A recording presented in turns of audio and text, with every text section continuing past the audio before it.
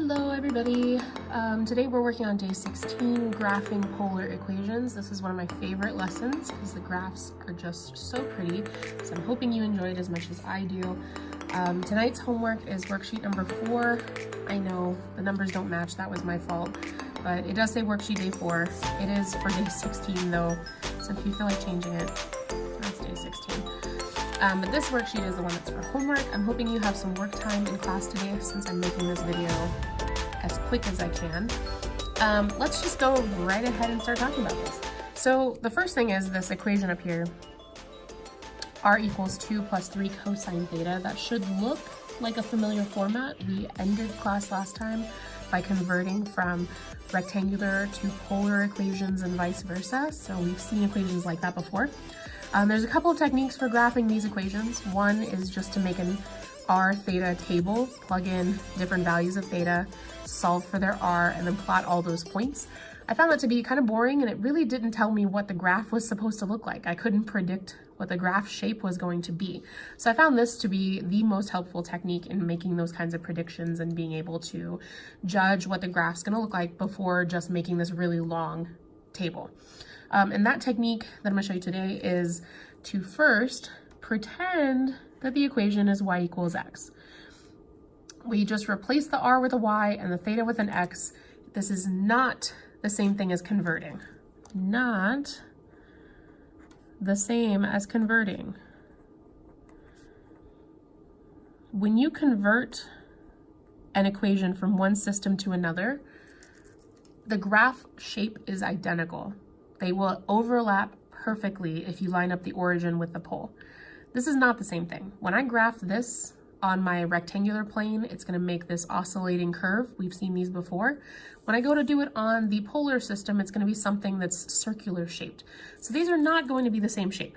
But graphing this as if it was horizontal uses some skills that we learned in the fall to help us to sketch the graph really quickly, and then it's really simple to take the points from here and plot them here. And it just avoids the tedious task of making a really long r theta table, which you are welcome to do. I just don't find it to be as useful. So we're going to start by graphing this equation. One way you can do this if you don't remember the transformations from the fall is to make an xy table. So I did each of those by plugging that x value in, looking at the unit circle for that cosine value, multiplying by 3, and then adding 2 to that number. So now we're ready to graph.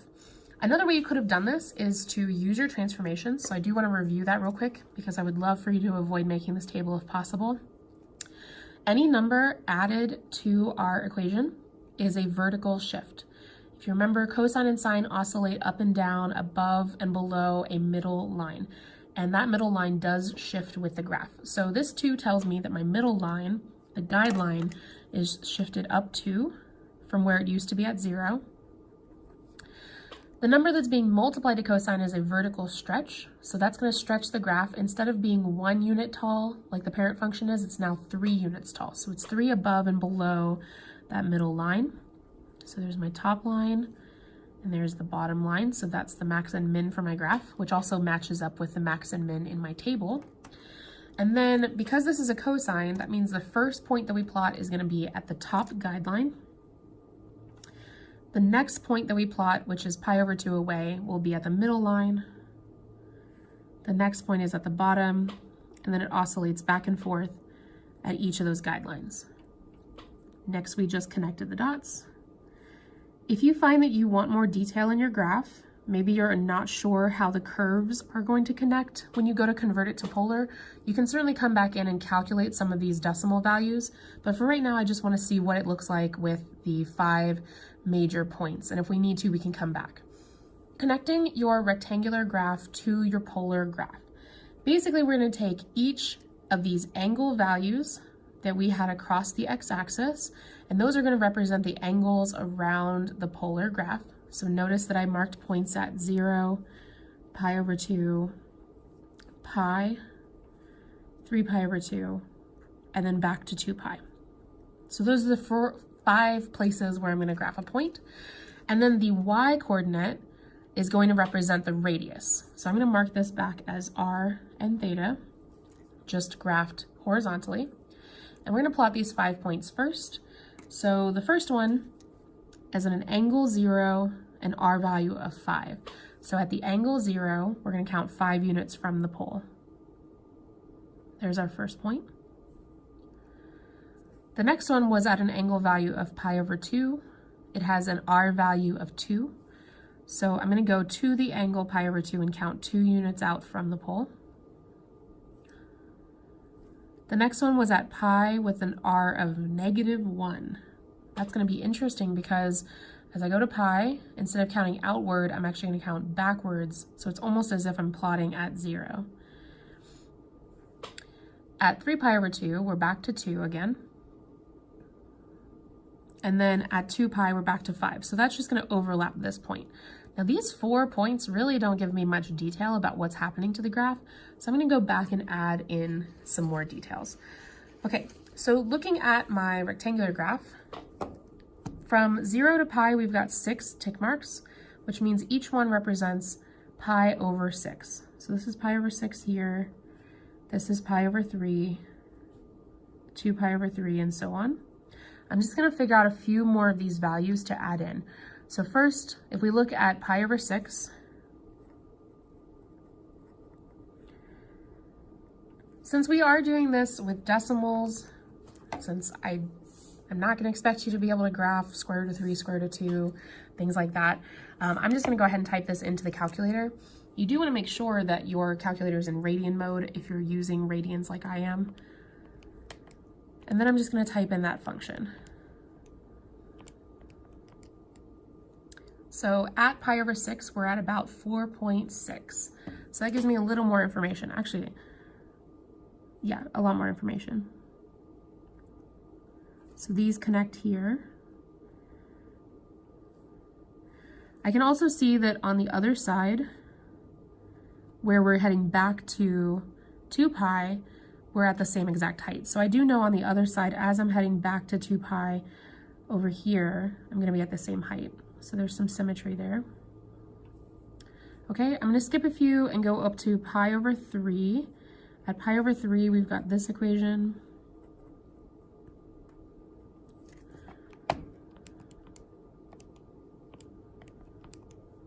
.5.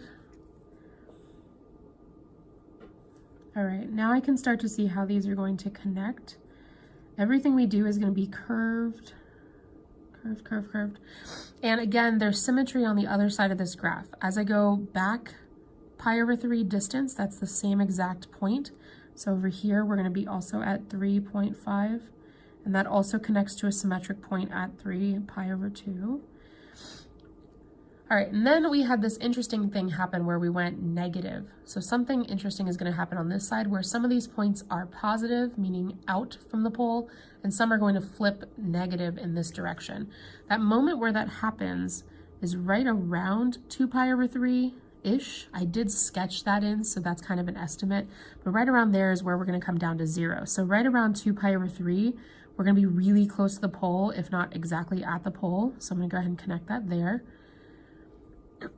After 2 pi over 3, meaning at this angle and at this angle and at this angle and this angle, these are all negative values, which means there's not going to be any points in this direction.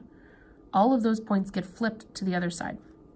So on the other side, it's going to curve around until it gets to that -1. Okay, now continuing on over here at around 4 pi over 3-ish, we're back to 0. And everything past that is negative, so that's also going to flip to the other side. All of these angles, instead of being graphed on this side of the curve, got graphed on this quadrant in first quadrant. So there's our sketch of the graph. One connection that I noticed that really helped me to predict what the graph was going to look like was anywhere where our graph was below the x-axis, here, that was a section of the graph where there was no point. So between 2 pi over 3 and 4 pi over 3, from here all the way out to here, we didn't plot anything. That really helps me to see where that little loop is going to land and where my curve is going to kind of stop. And seeing points where The curve was really far away. Really helps to predict that that's the point where it's going to be the furthest from the pole. So this is how you can convert from one to the other. Let's try one more of these, number 2. I just want to help you to set up the first graph, and then I'm going to let you guys try a couple of these problems. All right, so again, here's our polar graph equation, and we're temporarily going to pretend that it's just y and x. So I'm going to plot it as if this was the equation we were given, where x is on a scale of radians and the y is the scale representing r.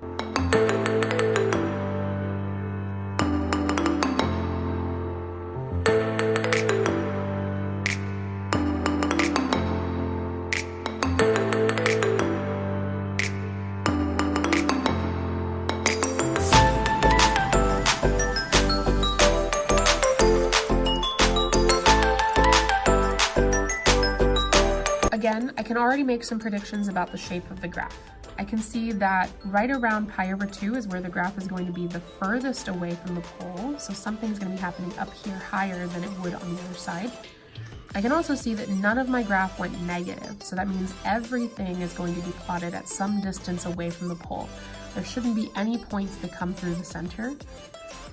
I can also see that the graph is going to be closest at 3pi/2, so there's some kind of unbalanced shape where it's further away out here and a little closer at the bottom. So once you get used to the different types of shapes that you can create on the polar graph, you'll start to be able to picture exactly what that shape looks like.